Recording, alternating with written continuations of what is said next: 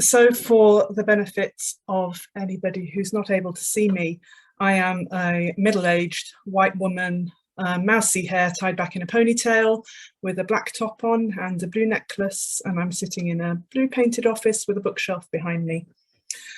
I'm going to tell you a little bit about a journey that has ended up with a career in digital that is a million miles away from the career I anticipated for myself when I left university at 20 years old, or 20, a little bit older than 20, having done an undergraduate degree in history and then a master's and a PhD in medieval art history with a particular focus on manuscript illumination and architectural space. I was fortunate enough to go off to the Museum of Fine Arts and start my career doing curatorial work at the Museum of Fine Arts in Houston, and then came back thinking I was going to have a career as an academic, but sort of undecided about whether academia was for me really, and struggling, I think, to get the hours I needed in terms of just being able to live, because without a sort of permanent full paid role, just doing sort of 0 hours contracts for university teaching, I answered an advert that I saw at the Barber Institute in Birmingham to take a job that involved cataloguing all the oil paintings in Birmingham for what sounded like a crazy project, that somebody had had an idea to catalogue all the oil paintings in public ownership in the UK. So I started off working with a photographer, phoning up Birmingham Museum and Art Gallery, the Barber Institute, actually the hospitals in Birmingham as well, to find out where the oil paintings were. And I had a lot of fun charging around Birmingham with a photographer. I don't know, where did I end up? Museum stores, obviously nice things in museum stores. Hospital lofts, perhaps not a highlight of my career. Over the course of the years, I moved on from doing the Birmingham catalogue, and I undertook other catalogues across the UK.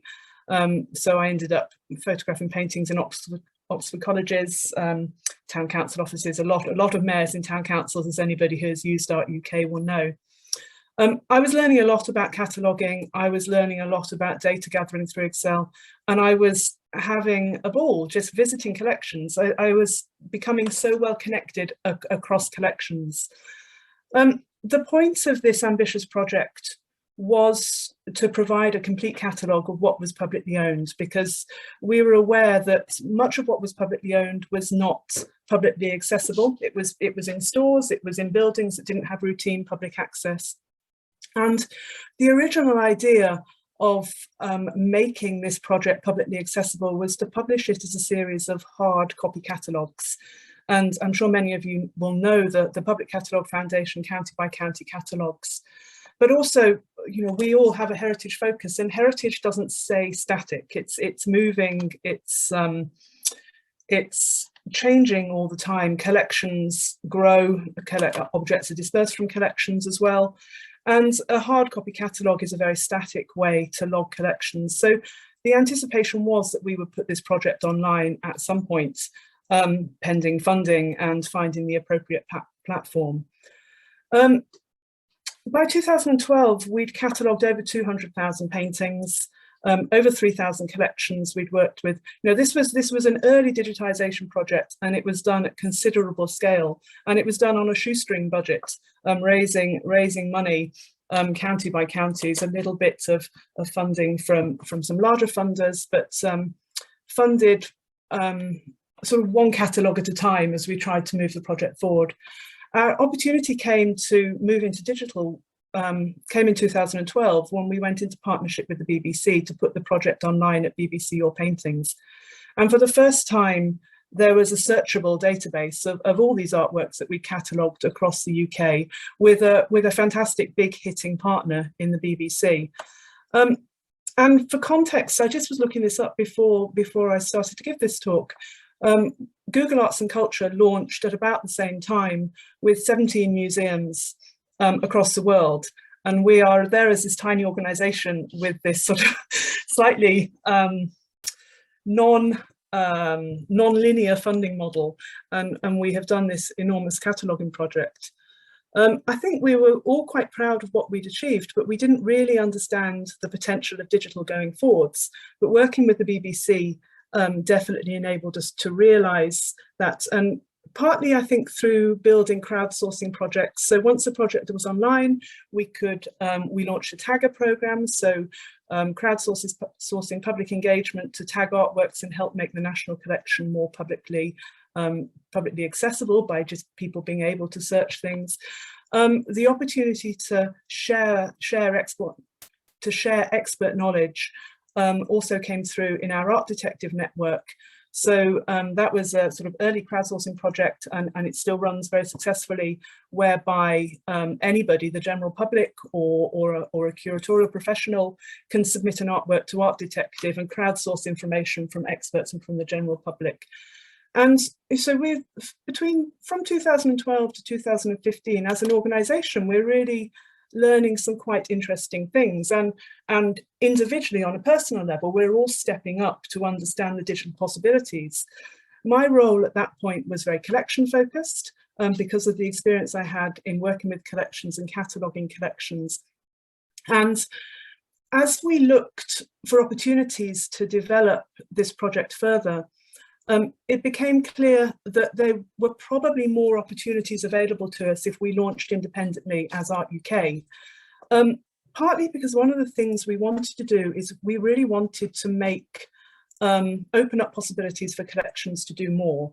And one of those was in a sort of it felt like a very quick win, in that we had 200,000 high resolution photographs of collections artworks, and yet we couldn't do print on demand through the BBC website because the BBC is a non-commercial organisation, so we had to be 2 clicks away from your paintings.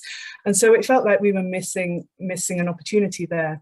So we relaunched as Art UK. The Art UK went live in 2016. I took the role that was still focused on collection partnerships, but with a remit to develop an e-commerce platform as well. And that was entirely new for me. As an individual, I have a tendency to say yes to things, believing I can do them, and then worrying about whether I actually can later. And this did feel like a step into the dark for me. But also, by 2016, I was also quite good at online shopping. So I wasn't a complete novice in the e-commerce sphere.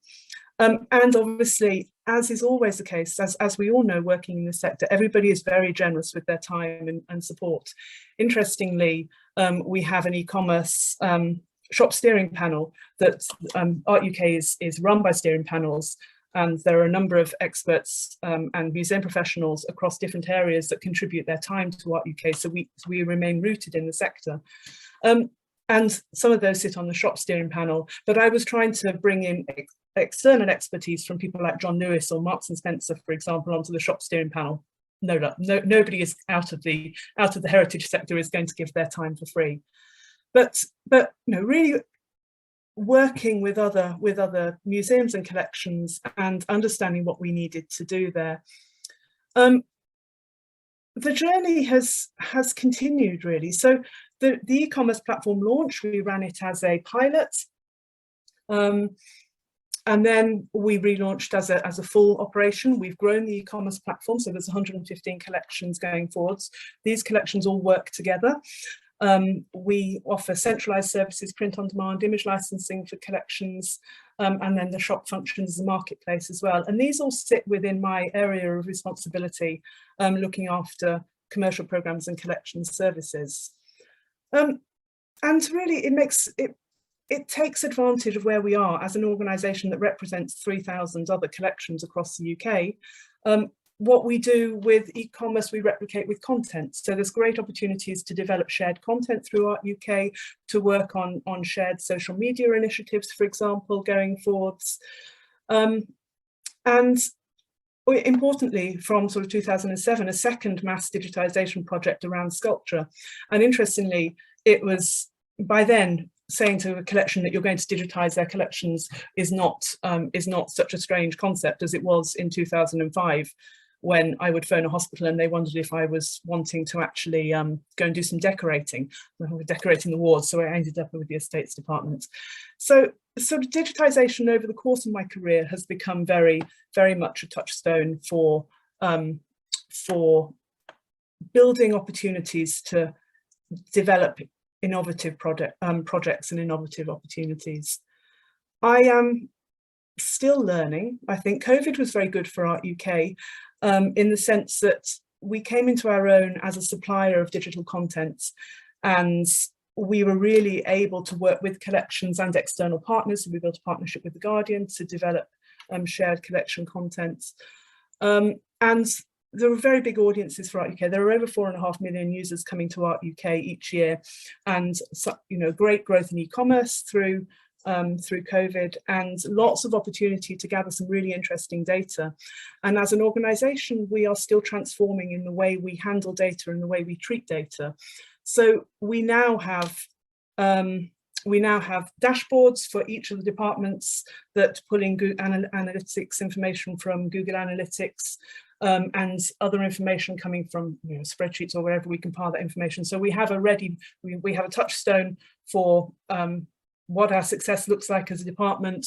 We're constantly working with each other to refine those touchstones within our overall strategic objectives, and we're always growing. So just in the last month or so, that an area that is completely new for me that I am getting to grips with is app-based content through our partnership with Bloomberg Connects.